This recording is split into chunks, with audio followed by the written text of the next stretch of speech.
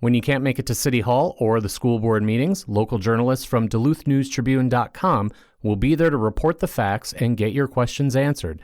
Local news works for you. Stay up to date at duluthnewstribune.com. Hello, Northlanders. It's Tuesday, July 11th. I'm Wyatt Buckner with your Duluth News Tribune Minute, presented by Minnesota Power Employees Credit Union. The average MPECU member saves over $785 a year in better rates and lower fees. And with MPECU, every ATM is your ATM. With their free checking program, you get ATM fee reimbursements at any ATM anywhere in the U.S. Check out Minnesota Power Employees Credit Union's services online at mpecu.com or visit their offices in downtown Duluth, Arrowhead Road, or Miller Trunk Highway. Now here's a look at today's headlines.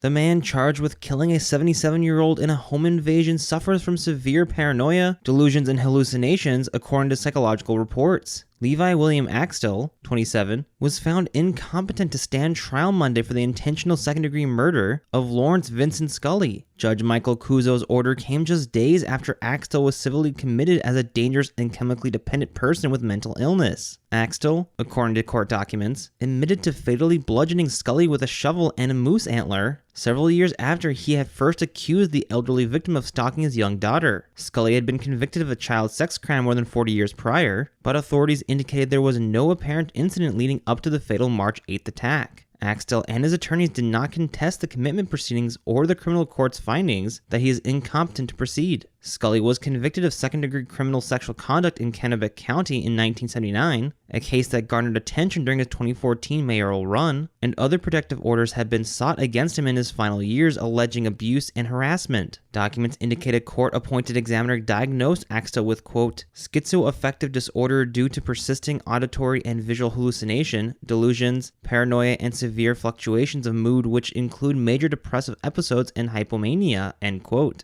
A second psychologist diagnosed Axtell with severe alcohol use disorder and opined that he, quote, possesses a substantial likelihood of physical harm to himself or others, end quote, according to commitment filings. Attorneys noted that Axtell previously served probation for damaging the vehicle of a local pastor with a garden shovel while threatening to light it on fire, and said he has a, quote, pattern of non-compliance with medication orders and or failing to follow through with treatment recommendations, end quote. Judge David Johnson filed the commitment order Wednesday, allowing Axtell to be held at either Anoka Metro Regional Treatment Center or St. Peter Regional Treatment Center for an initial period of up to 6 months, though that could be extended indefinitely if recommended by treatment professionals. Cook County Attorney Molly Hicken said it's estimated that it will take 3 to 6 months to restore Axtell to competency, though it's unclear how soon he will be transferred to begin treatment as both facilities have lengthy waiting lists. The criminal case will remain suspended until he is found competent to proceed.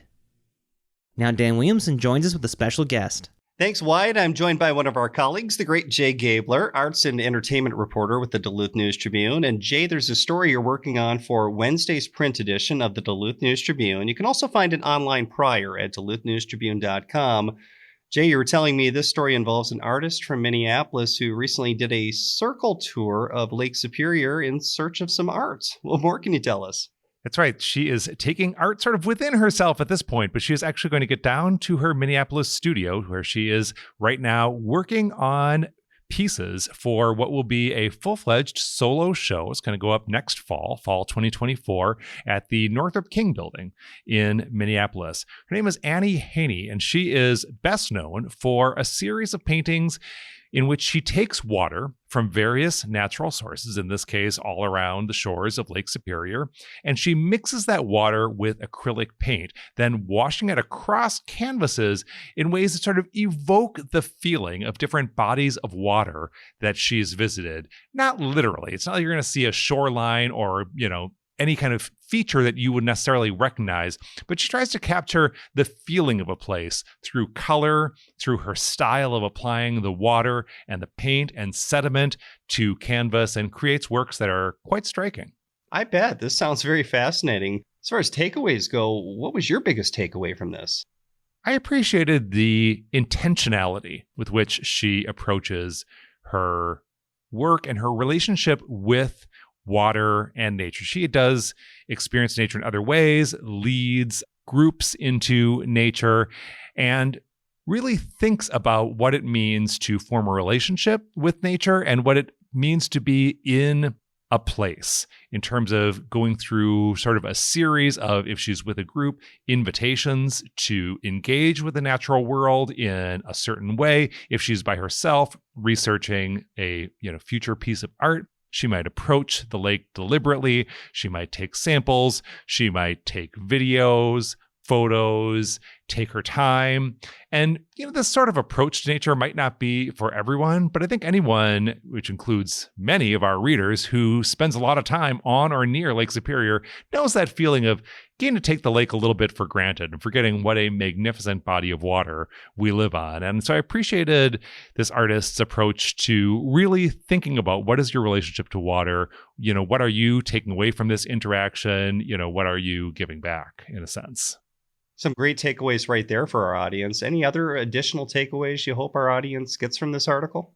I'm really curious to hear what they take away, not just from the article, but from the work itself. When it actually, is complete and goes on display next fall in Minneapolis, I'm looking forward to seeing it. I hope some other readers are able to check it out as well. And I think it's an interesting opportunity to engage with the whole process of making art, because the point of art versus doing something more literal, like, say, taking a photo, although photos can be art, but working the way that Annie Haney does, she goes to these places. So in this case, Lake Superior, a body of water we're very familiar with. And she takes water, takes sediment, takes experiences. She's going to have video and photos and is going to create something that is meaningful to her, that represents to her the spirit of these places she's visited all around the shores of Lake Superior. It'd be really interesting to see what people think when they come upon that work on the other end of the process and see what they take away from it, whether it in fact evokes their memories or associations with Lake Superior or takes them somewhere entirely different. This is what art's all about. It's a relationship between you, the artist, and in between, in this case, the piece of work. And I'm really curious to see what this work ends up looking like and sounding like and what people make of it. Sounds like this is going to be a great read. Thank you so much for your time, Jay. Thanks, Dan. And again, you can find Jay's article in Wednesday's print edition of the Duluth News Tribune. You can also find it online prior at duluthnewstribune.com. Wyatt, back to you.